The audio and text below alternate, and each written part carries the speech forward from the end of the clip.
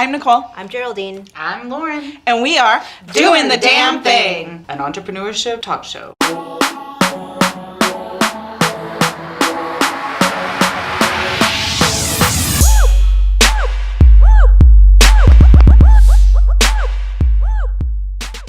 Hello. Today's episode is going to be about how to be a holistic leader, because as entrepreneurs, we are all aiming to be a leader in our community, in our business, but sometimes we just don't know how we can be that effective leader. And I'm going to throw it to Geraldine, and she's going to introduce our amazing guest here.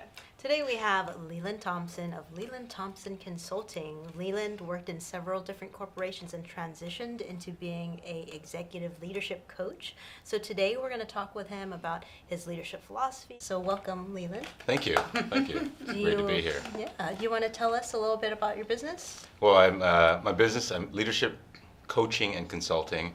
I coach leaders and executives on really how to be a more holistic leader, and not just, I have this intellectual horsepower to lead this organization, but do I have the physical stamina and the emotional stamina to do what it takes to lead this team and to be an effective leader? So it's really a well-rounded approach to leadership and development. Leland is one of our good friends and also a client of ours, and also we have been a client of his. Reciprocal relationship. Which is one of the best things when you have clients, that you can be their clients too. And one thing I just love, I remember you talking about taking, what do you call them, leadership runs, or like while you're running, Wait, physically running? Yeah, like physically running. Yeah, and I thought that was so cool, because it is true. And just like in looking at different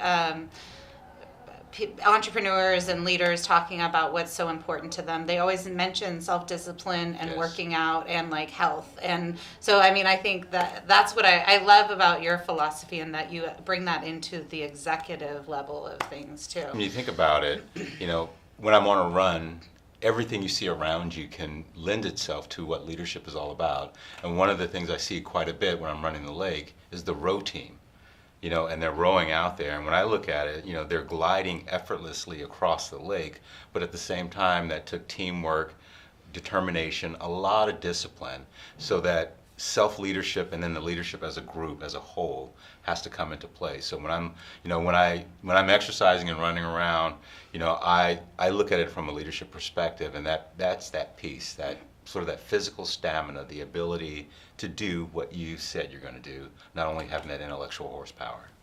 It also is important for being able to think clearly, the Yes. exercise. So not even just like the metaphors that exist out there, but the importance of being an effective leader through having a clear mind and healthy body. Yes. So one of the things I find interesting with what you just said and your approach is, as entrepreneurs, you want to be leaders, but then I feel like it takes us a while to do that leadership training. Mm-hmm. So do you find people coming to you like when they've like hit rock bottom, or when they're like starting out? Like do they have to fall first before they do like the program you're doing?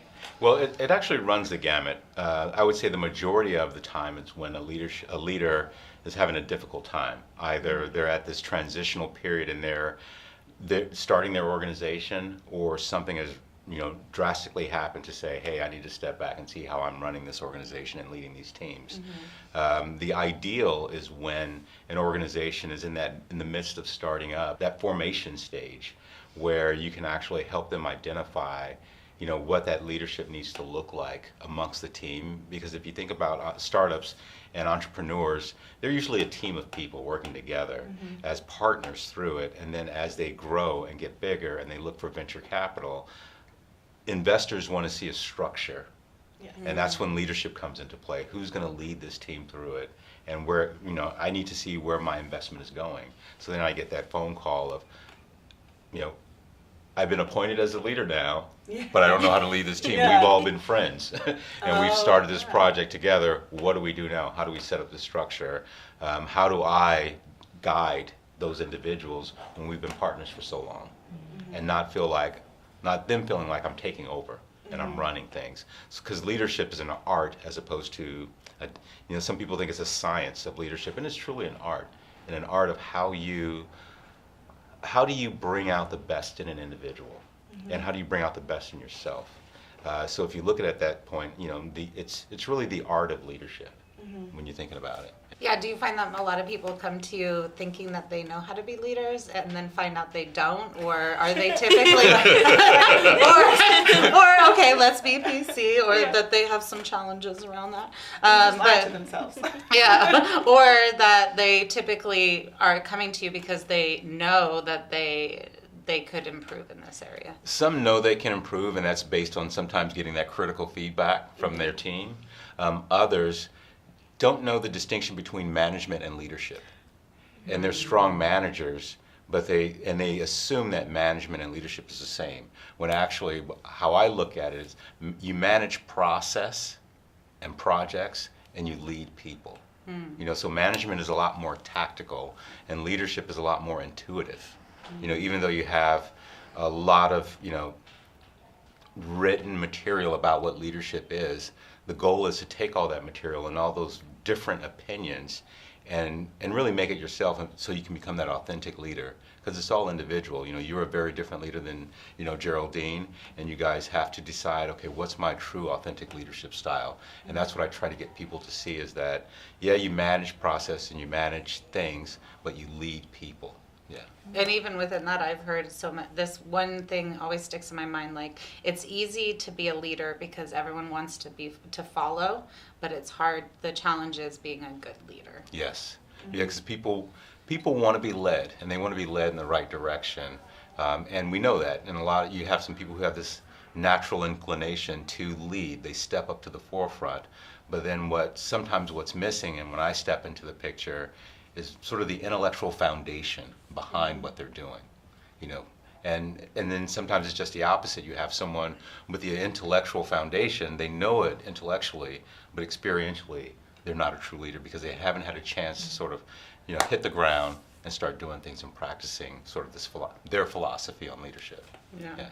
I imagine that for some leaders, when they choose to work with you, it can be a little confronting because Yes. they're starting to see things about Yeah. themselves that they just go into their old habits or their act, or they kind of like shut down a little bit. So how do you deal with keeping them accountable or calling them out? Like, is there Yeah, calling them out. Particularly when you're working with Yeah. the boss of an organization. Yeah. Really, one of the things I've done with working with the boss of an organization, I'll ask, my initial questions would be, so tell me how your team describes you as a leader. What are those words that they would use to describe you as a leader?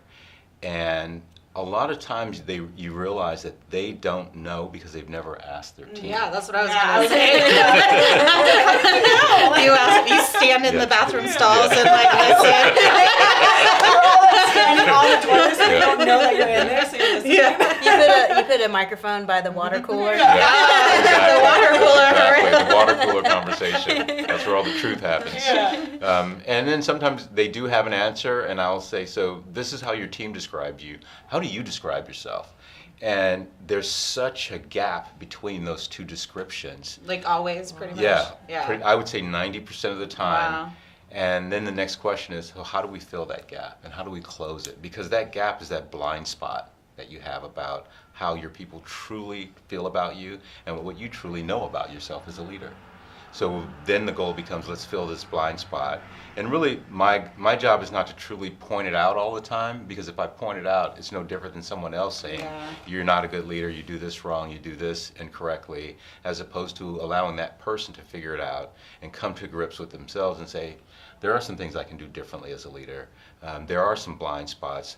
I am not as effective as I want to be.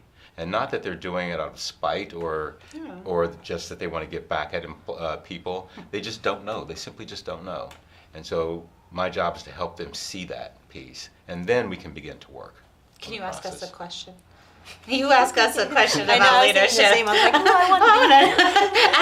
want to to put you on the spot. Yes. So if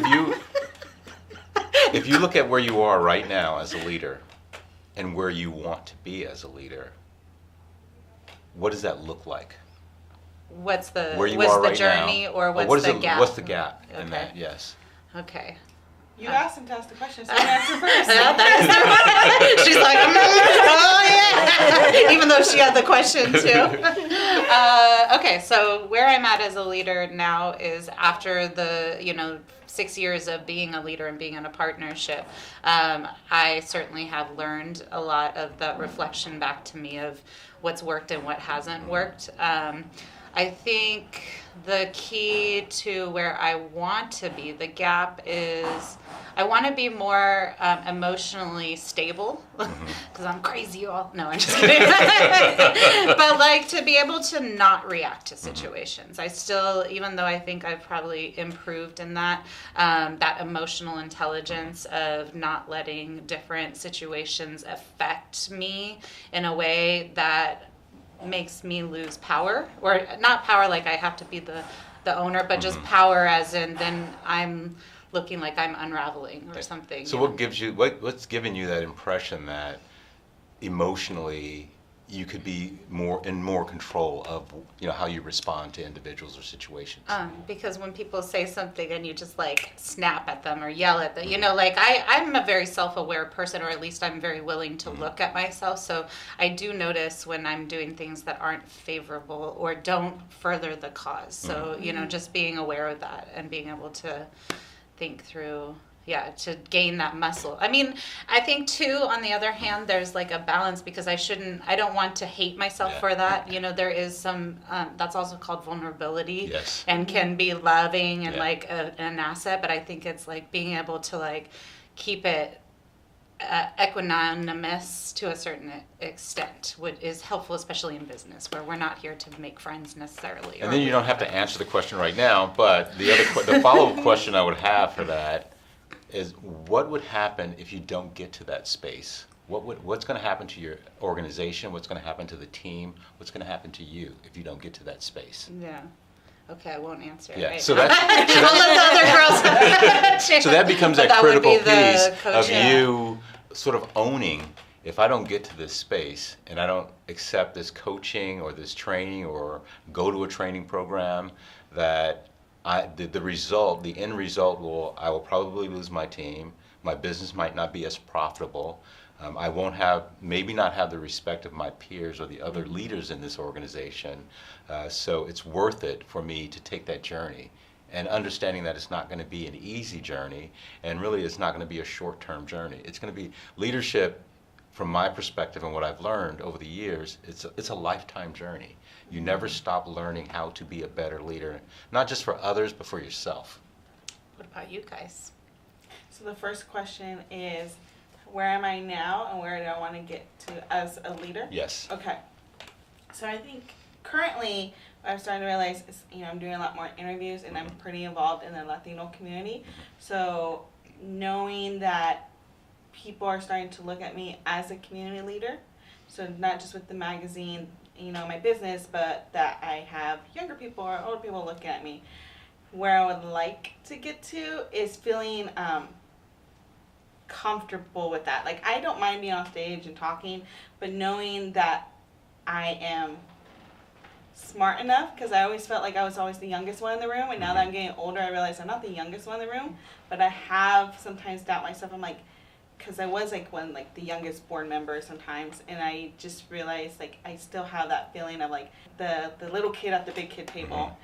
But so I want to get over that because I know I'm not going to be the little kid at the big kid So table. what is getting over that and gaining that confidence? What is it going to do for you in the long term? What is it going to do for your organization? Well, one, it'll give me a lot more confidence. So then I think with confidence, you attract confident people. And so there, I think I will get more like speaking engagements, and people will look at me more as like an expert.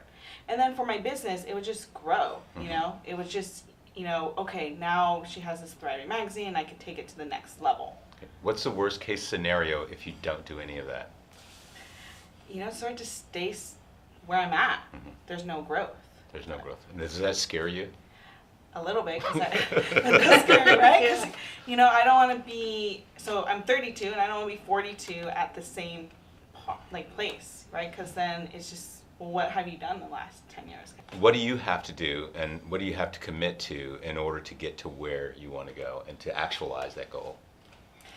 So it actually, I've known this for a little bit, and I'm trying to, come to terms with it, is listening to other people and taking other people's, I don't want to say criticism, but maybe constructive criticism. And that way I could learn from them, because I had a really hard time in the beginning of business taking constructive criticism because it's your baby. Yes. And I knew I could do it. And you were right. I'm You right started all the time. And then, so I feel like I now really have to listen to mentors and even mentees and really like take their advice, and really also, even if they're not saying, oh, this is my advice for you, but how they describe me. Yes. And realizing, is that the way I want to be described?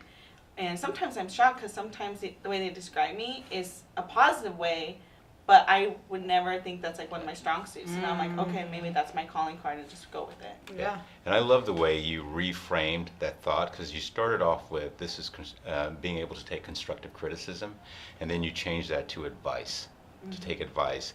And that's the first step in reframing how you think about things. One client actually said to me, I love the way you get me to reframe how I thought about something, because then I can go about it very differently. So the fact that you just did that in this moment, went from constructive criticism to advice, that's that first step of reframing how you're looking at the information that you're given, or the support that you're being given. It's not criticism, it's advice to take you to that level where you eventually want to be. Yes. Yeah. Okay. Yeah. Now you, G. Okay, where I am now, I've gotten used to being in the leadership spotlight, whereas before I was kind of doing like a really quiet leadership thing or behind the scenes leadership thing, and which I think I still am to a certain extent, because I'm a very one-on-one person or small group person. Once the group starts getting larger, I think I start getting quieter. And where I'd like to be, I mean, I do speaking and things like that, but I really want to have that, exude that confidence where it's like I'm really owning my leadership and being viewed in that way. I'll hear people say like, wow, what you said is very inspiring or profound, and I feel like I'm just not really bringing it, like really like standing tall and like just saying it like Roaring it. Yeah, exactly. So what's the belief about yourself when you are standing in front of a large group of people and making that attempt to bring it?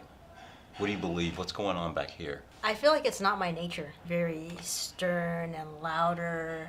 Like I haven't been that way before, unless I was rapping on stage or performing. You know, it's like So it doesn't feel authentic? Yeah. Like it this is doesn't. not the authentic Geraldine. You're not meeting the authentic Geraldine. Yeah. And I think what you have to also think about is that being out there, sort of like if you're rapping and out on a stage and performing, that's just another side of who you are. Because we're multi-dimensional beings. We're not just, oh yeah, I'm a leadership coach, or I'm a parent, or I'm a husband, or I'm a friend, or a brother. I'm all of those things. And what you have to do is give them their time. When you're in front of the stage, and you're getting ready to speak to a group, it's truly a performance. It's no different than rapping. Yeah. And you have to feel like I belong here because I have something to say. Yeah, And I what belong here. Exactly. Something to say. Already You're just rapping in a different level. You're rapping. You don't have music to the background Yeah, of it, but yeah. you're doing an acapella Spoken rap. word. Yeah. Yeah. That's You a know, spoken that. word. And it's just really, again, like when we were talking about, it's just reframing how you're looking at it. And because think about it too. You strike me as an introvert. Your preference when you think about Myers-Briggs as an introvert, and you gain your energy by stepping back, quietly reflecting. When someone says, hey, Geraldine, what do you think about this? You need that time to process internally, where someone that's an extrovert can be on stage and they say, so what do you think about leadership? They start processing externally and it just comes right out. So that feels natural. Oh, that person is a natural. Well, you're still a natural as an introvert. It's just that you have to step back, think it through, and make sure it's truly what you want to say. And you just have to own that. That's who you are. And the spectrum from introvert to extrovert, if you look at it as a U shape with introvert here, and then you go to this spectrum and it's extrovert over here, we go up and down that. We don't stay on one side. We have our preference where it's our comfort zone, but we can flex into those different areas. And you do that just by the fact that you go from an introvert, when you're thinking about leadership in a big group, to you're an extrovert, if you're performing on stage and you're rapping. But then you go back to your introvert where you probably need to go step away, regroup on your own before you can go to the after party with everybody. Exactly. Yeah. Thank you. Cool. Yeah. We just got a session out of him. Look at that, we tricked him. I just can't help myself a lot of times too. It's like that's because I love what I do. I mean, Yeah. I love it when like the three of you sat here and you could see that light bulb go off. Like, oh, wow. And it's not, what I try to help people realize is that leadership coaching is not this so difficult, esoteric thing that's out there. It's very practical. It's really about, I'll give you an example. So I was coaching this individual on presentation skills. They watched her give a speech, and it was just like, and I have to say she nailed it. Emotionally, the purposeful movement, the tone, everything. And someone walked up to me and said, "Leland, what'd you do to her?" And I said, In a good way, right? Yeah. Yeah. I said, the only thing I did was I brought out what was already there. Yeah. And that's what I do as a leadership coach. Maybe even give permission sometimes. Yeah, like permission to I feel be like when you. you just told Geraldine, like, you can step in and still be like you're acting just like you're rapping, Yeah. like that's almost giving her permission. Yeah. I felt her energy change a little bit around that suggestion. And And that's what it is just bringing out what's already there. but you've done a lot of reading on leadership. You are an avid reader. You consume other people's thoughts and like theories, and also you led huge teams at Apple Yeah. and different organizations. So like, what I guess. Talk a little bit about your how you keep inspired and informed about good. I'm not someone who loves to read, Yeah. so hence the podcast. Oh my God! And I was going to ask like a similar question, but it was going to be more simpler. I was like, what leadership books have you read? Because I enjoy reading, so I'm like, oh, let me pick them up. So Yeah, I guess connected. So who are your influencers too? So it's a whole mishmash. It's interesting because most people would think off the top it's a leadership book or a leadership guru out there, and it's really the book that I recommend that most people read first is The Four Agreements by Don Miguel Ruiz.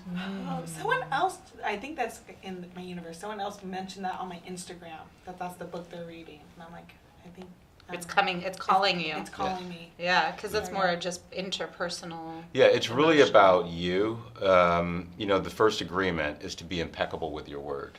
And as a leader, and you're leading teams, that's so important to be impeccable with your word because your team is relying on what you say and what comes out. And also for yourself, the words that you tell yourself internally.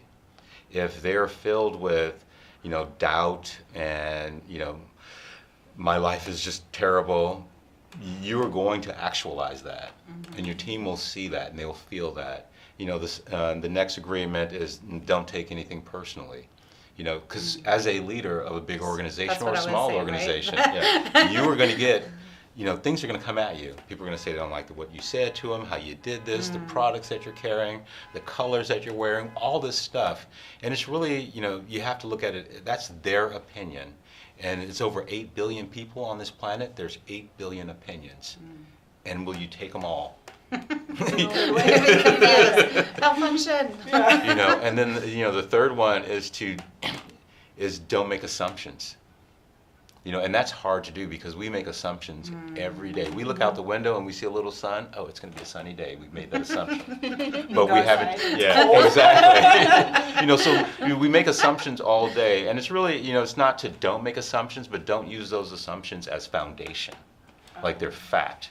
Because there's we all live in the social media stage right now, this era, and we see so much on social media that it's important to just step back and go, let me do a little bit more digging on this and find out what's really what in this situation.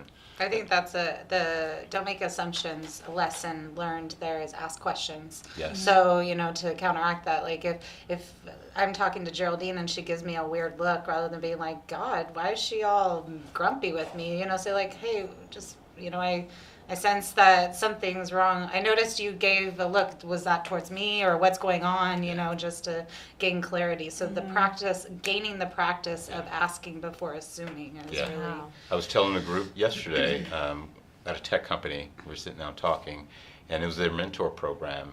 And basically I said, your job as a mentor is not to advocate your position because you're up here and you're mentoring this person, is to inquire.